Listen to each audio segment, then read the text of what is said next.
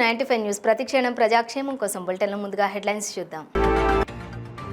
కోయిలకొండ మండల కేంద్రంలో కాంగ్రెస్ కార్యకర్తల సమావేశం. రేవంత్ రెడ్డి సొంత నియోజకవర్గానికి విచ్చేయనున్న సందర్భంగా భారీ ఎత్తున తరలి రావాలని పిలుపు. పాల్వంచ జిల్లాలో తూతూ మంత్రంగా ఎక్సైజ్ టాస్క్ ఫోర్స్ దాడులు. Bahujan Samaj Party parliament incharge Erra Kamesh ఆరోపణ.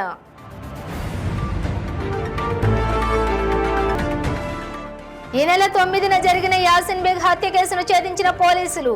కోల్కతా నుండి నిందితుడిని పట్టుకొచ్చి రిమాండ్కు తరలింపు. ఇక డీటెయిల్స్ చూస్తే తెలంగాణ ముఖ్యమంత్రి రేవంత్ రెడ్డి మొదటిసారి సొంత నియోజకవర్గానికి విచ్చేయనున్న సందర్భంగా ఘనంగా స్వాగతం పలికేందుకు నారాయణపేట నియోజకవర్గం నుండి భారీ ఎత్తున తరలి రావాలని కోయిలకొండ మండల కేంద్రంలోని నిర్వహించిన కాంగ్రెస్ కార్యకర్తల సమావేశానికి ముఖ్య అతిథులుగా కుంభం శివకుమార్ రెడ్డి రావడం జరిగింది. ఈ సందర్భంగా ఆయన మాట్లాడుతూ నారాయణపేట కొడంగల్ ఎత్తిపోతల పథకానికి ముఖ్యమంత్రి చేతుల మీదుగా శంకుస్థాపన చేయనున్న సందర్భంగా కృతజ్ఞతగా మన నియోజకవర్గం నుండి భారీ ఎత్తున తరలివచ్చి ఈ సభను విజయవంతం చేయాలని పిలుపునిచ్చారు. హైదరాబాద్ పోతే దాదాపు ఒక అర్ధెకరము పావు ఎకరము పోయినట్టు ఆ పరిస్థితులు ఉన్నాయి. ఇక్కడ ఉన్న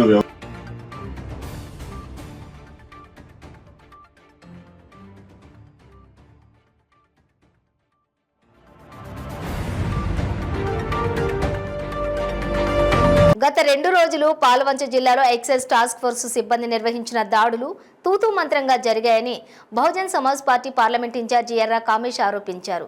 పార్టీ కార్యాలయంలో జరిగిన కార్యకర్తల సమావేశానికి ముఖ్య అతిథిగా హాజరైన ఆయన మాట్లాడుతూ కొత్తగూడెం నియోజకవర్గంలో జరుగుతున్న మద్యం సిండికేట్ దందాపై జిల్లా అధికారులకు ఎన్నిసార్లు ఫిర్యాదులు చేసినా స్పందించకపోవడంతో ఎక్సైజ్ కమిషనర్కు ఫిర్యాదు చేయడం జరిగిందని తెలిపారు.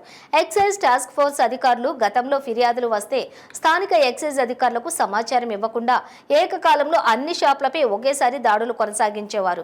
కానీ ఈసారి ముందే మద్యం సిండికేట్ వ్యాపారులకు సమాచారం ఇవ్వడంతో మద్యం అమ్ముతున్న వ్యాపారులు 2 రోజులు సిండికేట్ స్టాక్ పాయింట్లకు తాళాలు వేసుకున్నారని ఆరోపించారు. దాడులోకి వచ్చిన అధికారులు కేవలం ఒక షాపుకు మాత్రమే జరిమానా విధించి చేతులు దులుపుకున్నారని విమర్శించారు. దాడులకు వచ్చిన అధికారులు పారదర్శకంగా వ్యవహరించి ఉంటే చాలా షాపుల్లో జరుగుతున్నటువంటి అవినీతి అక్రమాలు బయటికి వచ్చేవని పేర్కొన్నారు. తెలంగాణ ముఖ్యమంత్రి రేవంత్ రెడ్డి ఎన్నికల సమయంలో రాష్ట్రంలో కాంగ్రెస్ అధికారంలోకి వచ్చాక ఇందిరమ్మ రాజ్యంలో బెల్ట్ షాపులు తొలగిస్తామని ఎన్నికలకు ముందు హామీ ఇచ్చారని, ఇచ్చిన హామీని నిలబెట్టుకోవాలని డిమాండ్ చేశారు. ఈ కార్యక్రమంలోని జట్టి ఆనందరావు, రంజిత్, ప్రవీణ్, సందీప్, హరికృష్ణ తదితరులు పాల్గొన్నారు.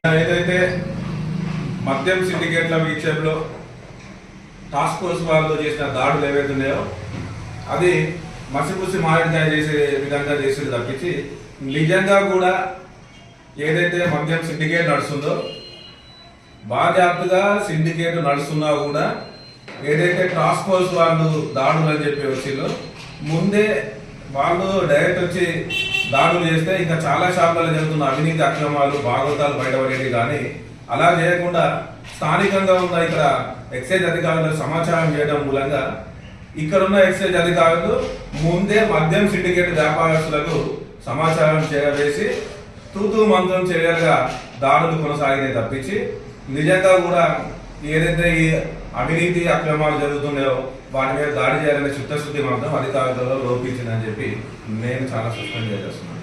ఎందుకంటే గత నెల 15 రోజుల నుండి కూడా మద్యం సిండికేట్ నడుస్తున్నదని చెప్పి మేము జిల్లాధికారులు అందరి దృష్టికి తీసుకుపోయినా కూడా స్పందించలేదు. కనీసం టాస్క్ ఫోర్స్ వాళ్ళు వస్తున్నాయంటే టాస్క్ ఫోర్స్ వాళ్ళు ఏకకాలంలో అన్ని షాపుల మీద ఒకేసారి దాడులు చేస్తారు.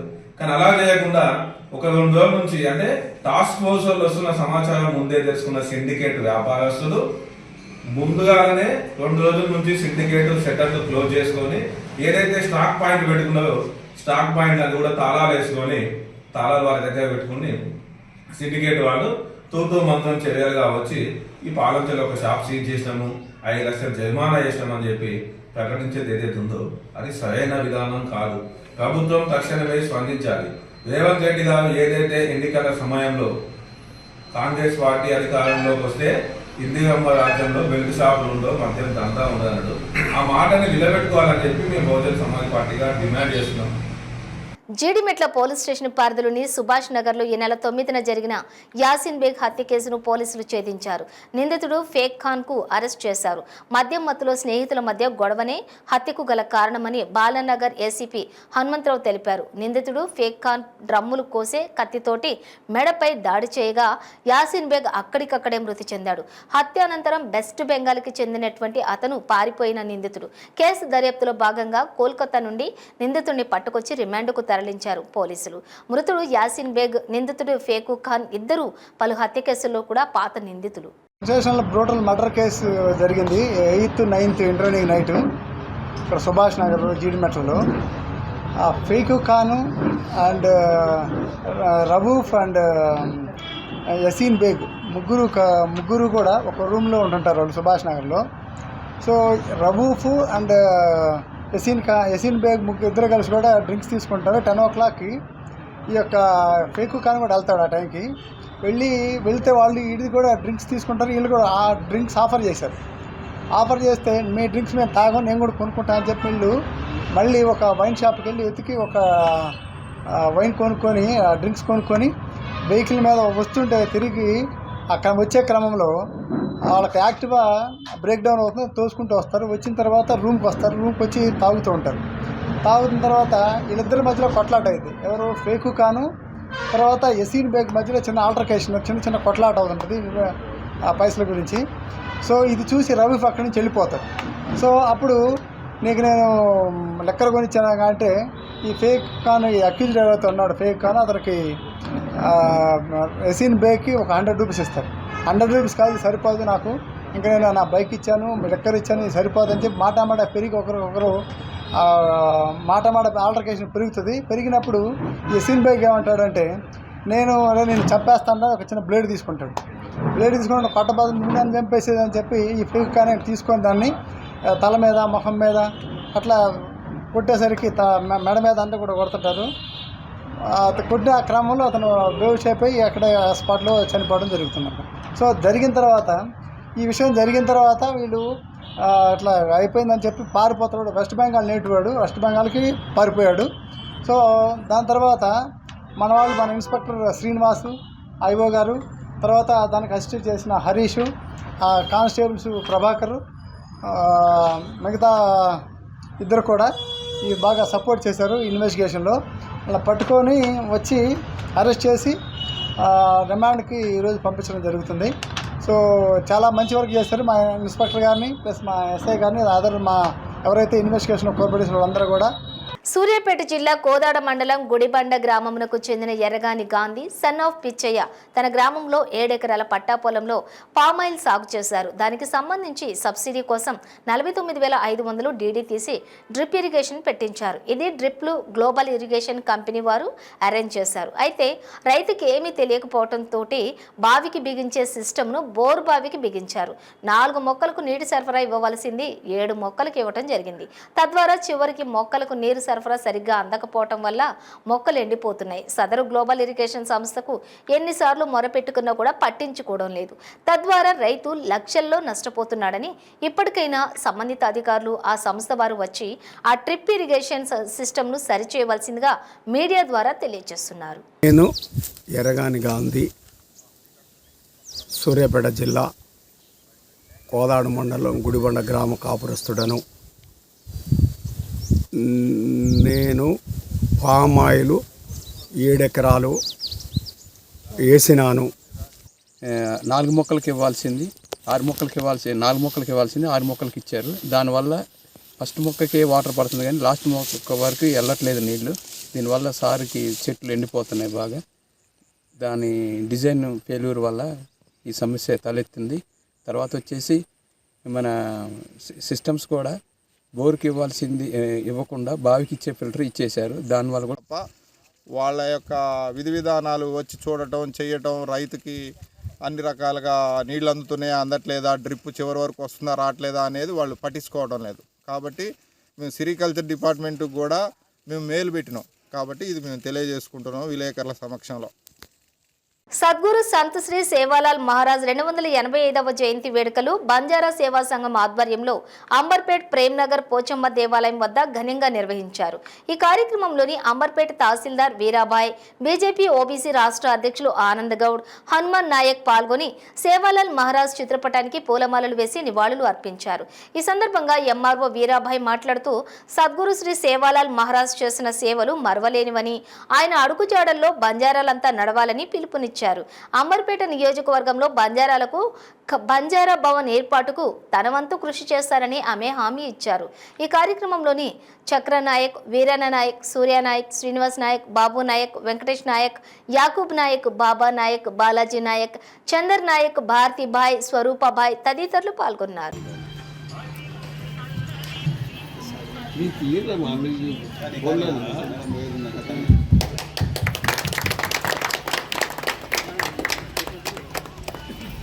సేవాలాల్ మహారాజ్ జయంతి సందర్భంగా ఈరోజు అంబర్పేట్ సోదరులు ఏర్పాటు చేసిన ఈ పూజా కార్యక్రమానికి ముఖ్య అతిథిగా వచ్చిన మేడం ఎంఆర్ఓ గారు వీరాబాయ్ గారు, అలాగే నాయక్ గారు, మా సర్పంచ్ దాకా అంబర్పేట్కి వెళ్ళి సర్పంచ్ దాకా వెళ్ళిన హనుమాన్ నాయక్ గారు, మా సూర్య గారు, మిగతా వచ్చిన సోదరులు గారు సంతోషం. కానీ నాకు బాధ కూడా ఎప్పుడు చెప్తున్నా నా మాటలు పట్టించుకుంటున్నాను. మీరు ఇక్కడ దాదాపు 200, 300, 400 మంది జనాభా అంబర్పేట్ డివిజన్ అని, కానీ మీరు ఎవరికో మీకు యూనిట్ తక్కువైపోతుంది. సేవలాలు దేవునిగా జన్మించారు, సేవలాలు మానవునిగా జన్మనించాడు. అతను చేసిన పనుల వల్ల ఆయన దేవునిగా మనం కొలుచుకుంటున్నాం అందరినీ. ఆయన ఒక మీ గిరిజన బిడ్డలకే చేయలేదు సేవ, నేను ఆయన పుస్తకం మొత్తం చదివిన. ఆయన అన్ని జాతుల గురించి పోరాటం చేసింది సేవలాల్ గారు. అందుకే ఈరోజు దేశంలో మనం ఒక తెలంగాణనే కాదు, దేశంలో సేవాలాల్ జయంతి అంతటా జరుపుకుంటున్నాం. కానీ మీరు యూనిట్గా నేను చెప్పిన ఒకసారి మంచి భోజనాలు చేసుకొని సంవత్సరం మీరు ఎప్పుడు, ఎందుకంటే మీరు బాగా కష్టాలకు పోతానే మనం ఎక్కడో పోతాం. ఒకరోజు మీకు అందరికి అనుకూలంగా అందరూ ఒక దగ్గర కలిస్తే ఒకరికొకరికి కలయిక జరుగుతుంది, బంధాలు ఏర్పడతాయి, యూనిటీ ఏర్పడుతుంది. మీరు 200 గజాలు భూమి అడుగుతారు, 200 మందినే లేరు. ఎంఆర్ఓ గారు ఎప్పుడు సాంక్షన్ చేయాలి? ప్రభుత్వాలున్నా మెజార్టీ కావాలి, బలమున్నా చూపిస్తేనే ఏదైనా మనకు దొరుకుతుంది. అంటే నేను ఏమంటానంటే ప్రభుత్వాలు జాగున్నప్పుడు ఇస్తుంది, దేవుని గుడి అని అడుగుతాం మనం. మాకు ఒక కమ్యూనిటీ హాల్ కావాలి, అలా దేవునే పెట్టుకుంటాం. మనం ఇవాళ రేపు ప్రభుత్వాలు శాంక్షన్ చేసి కూడా మనం అడిగే కోరిక ఫస్ట్ మాకు ఈ ప్లేస్లో ఉన్నది, మాకు మూసికాడ చాలా వాళ్ళకు ఇస్తామన్నారు, ఇస్తున్నామని ఆర్డర్ కూడా తీసిండ్రు, మరి అవి అయినాయా? కాకపోతే మాకు ఇచ్చినప్పుడు మాకు కూడా ఒక కమ్యూనిటీ హాల్ కట్టుకుంటాం.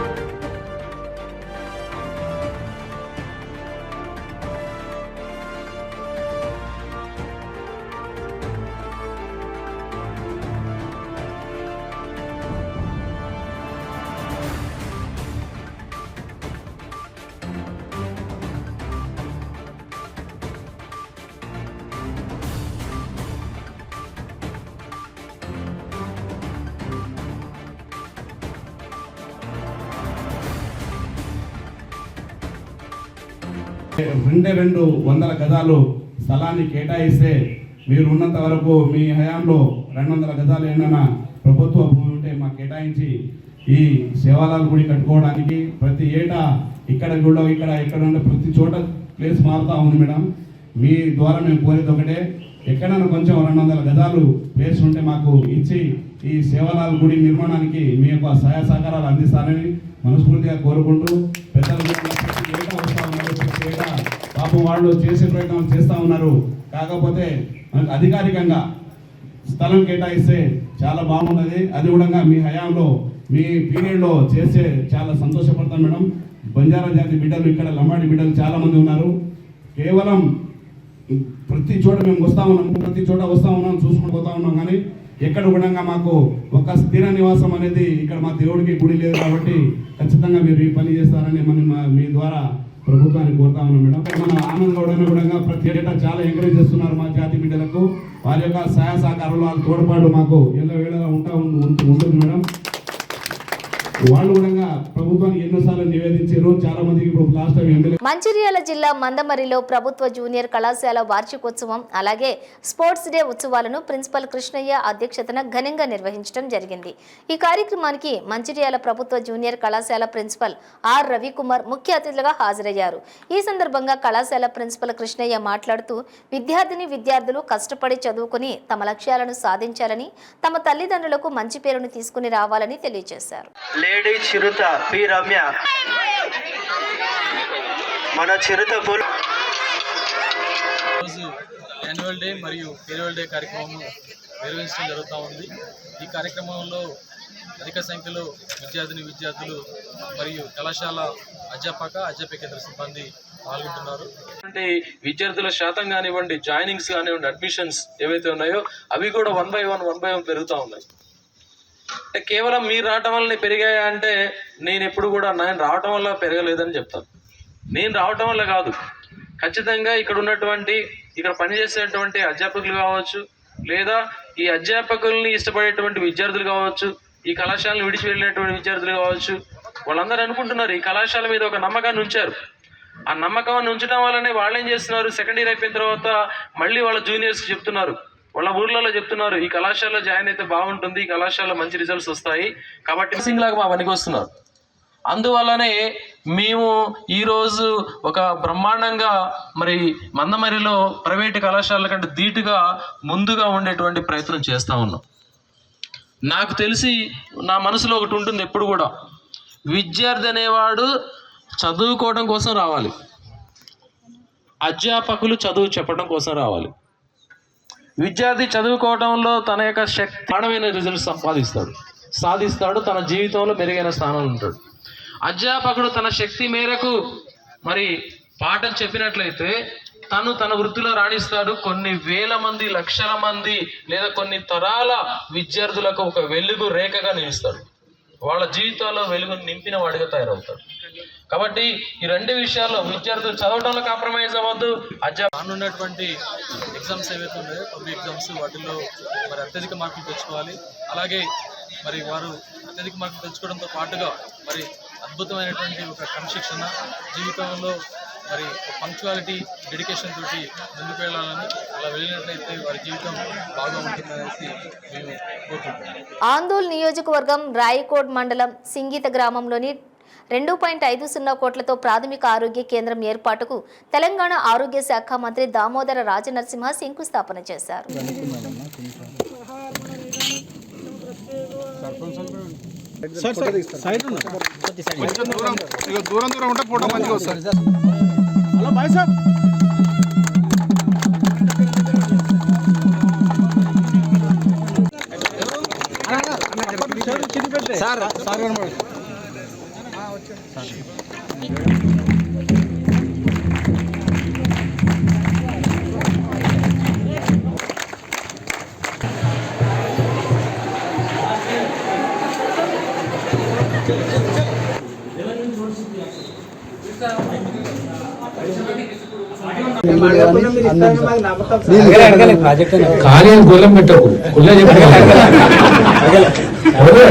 ఇక్కడ నీళ్ళు లేదు, ఎడారి ఉందని చెప్పినాం సార్.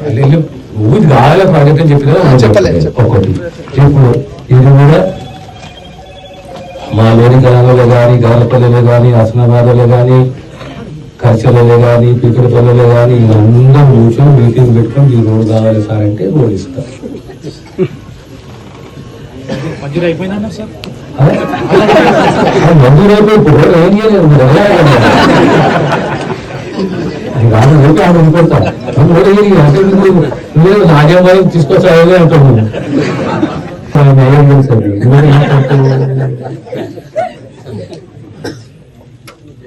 బుడేరా సీ రోడ్ అనే ఒక రోడ్డు ఉంది పానాది, అది ఆర్ఎండీలో నామకరణం ఏంటంటే బుడేరా సీ రోడ్.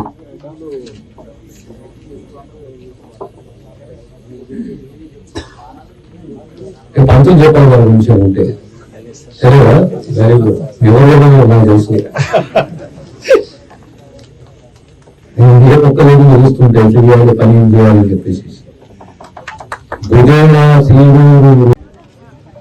1,200 మంది రైతులు 2,600 ఎకరాల ఆయకట్టు. ఇది పొద్దున మీరు రైతులు సంఘాన్ని ఏర్పాటు చేసుకునేసి ఓ సొసైటీ ఏర్పాటు చేసుకొని సుమారు 6 గ్రామాలకు సంబంధించిన శివారు ఉంది. ఆ 6 గ్రామాలకు సంబంధించిన రైతులు కూర్చొని ఈ బొగులంపల్లి ఎత్తుపోల పథకానికి సంబంధించి ఒక కమిటీని ఏర్పాటు చేసుకొని ఓ చైర్మన్, ఓ ప్రధాన కార్యదర్శి, ఉపాధ్యక్షుడు, ఓ కార్యదర్శి, ఈ రకంగా మీరు బొగులంపల్లి ప్రాజెక్ట్ ని ఓన్ చేసుకోవాలి. ప్రతిసారి సర్కార్ వచ్చి మిమ్మల్ని ఆదుకోదు. సర్కార్ 18 కోట్లు పెట్టింది, 10 సంవత్సరాల జాప్యం జరిగింది. మళ్ళీ ఈరోజు కొత్తగా పైప్ లైన్ వేసి అన్ని వేసి మళ్ళీ మీకు పునరంకితం చేసినాము. కానీ మీకు కూడా బాధ్యత అనేది ఉండాలి. మాదేం పోయింది, మాకేం సంబంధం ఉన్నది, నీళ్ళు వస్తే పంటలు వేసుకుంటాము లేదా ఇట్లనే ఉంటాము అంటే అది కర్మ. సో తక్షణమే 2 రోజులలో 3 రోజులలో మీరు ఒక కమిటీ వేసుకొని ఆ కమిటీ సభ్యులు ఈ 6 గ్రామాలకు సంబంధించిన రైతుల యొక్క సమావేశాన్ని ఏర్పాటు చేయాలి. 1,200 మంది రైతులు రాజకీయాలకు అతీతంగా, పార్టీలకు అతీతంగా మీరు వ్యవసాయదారులు. వ్యవసాయకు మూలమే నీరు. మీరు వ్యవసాయదారులు, రైతులు అందరూ కూర్చునేసి ఒక సమావేశం ఏర్పాటు చేసుకుని ఇంకా మీకు పైప్ లైన్ అవసరం ఉన్నది, సుమారు 2.5 కిలోమీటర్ల పైప్ లైన్ అవసరం ఉన్నది.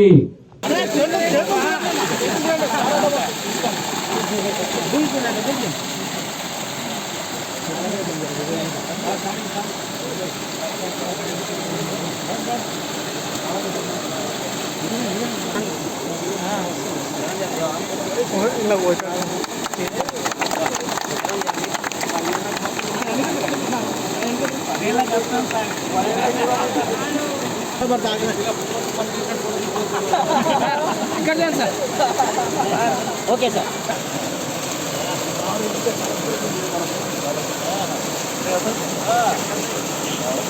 సూర్యాపేట జిల్లా హుజూర్ నగర్లోని లంచం తీసుకుంటూ ఉండగా మేళ్ల చెరువు పంచాయతీరాజ్ ఏఈ రంగరాజును రెడ్ హ్యాండెడ్గా పట్టుకున్న ఏసీబీ అధికారులు. కప్పలకుంట తండాకు చెందిన దారావత్ కృష్ణ అనే వ్యక్తి పంచాయతీరాజ్ పనులు చేయగా దానికి ఎంబీ రికార్డు చేసేందుకు ఏఈ 5,000 లంచం అడగ్గా ఏసీబీ అధికారులు రెడ్ హ్యాండెడ్గా పట్టుకుని పూర్తి స్థాయిలో విచారణ చేపట్టారు.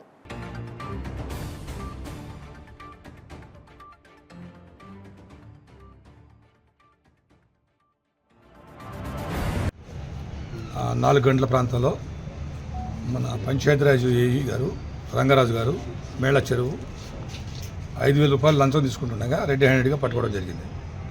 దీనికి కారణం ఏంటంటే మేళ్ల చెరువు మండలంలో కప్పలకుంట తాండా గ్రామం సంబంధించి ఆయన కంప్లైంట్ కృష్ణ గారు కొంత వర్క్స్ ఈ పంచాయతీ గ్రామ పరిధిలో కొంత వర్క్స్ చేయడం జరిగింది. ఆ వర్క్ సంబంధించింది ఎంబీ రికార్డ్ చేశారు ఏఈ గారు. ఎంబీ రికార్డ్ చేసేందుకు గాను ఆయన లంచం ఆడడం జరిగింది. ఆ లంచం 5,000 రూపాయలు ఈరోజు ఇస్తుండగా 4 గంటలకు మేము ఆయన్ని వాళ్ళ ఆఫీసులో రెడ్ హ్యాండెడ్గా పట్టుకున్నాం. ఇప్పుడు విచారణ కొనసాగుతుంది. రికార్డులన్నీ వెరిఫై చేసి తదుపరిగా నెక్స్ట్ ఫర్దర్గా మనం కోర్టులో ప్రొడ్యూస్ చేయడం జరుగుతుంది.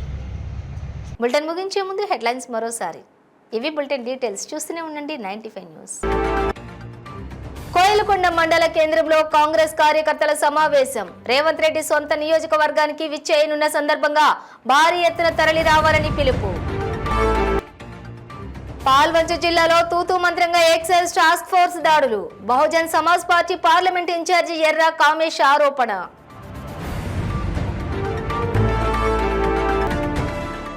ఈ నెల 9న జరిగిన యాసిన్ బేగ్ హత్య కేసును ఛేదించిన పోలీసులు. కోల్కతా నుండి నిందితుడిని పట్టుకొచ్చి రిమాండ్కు తరలింపు.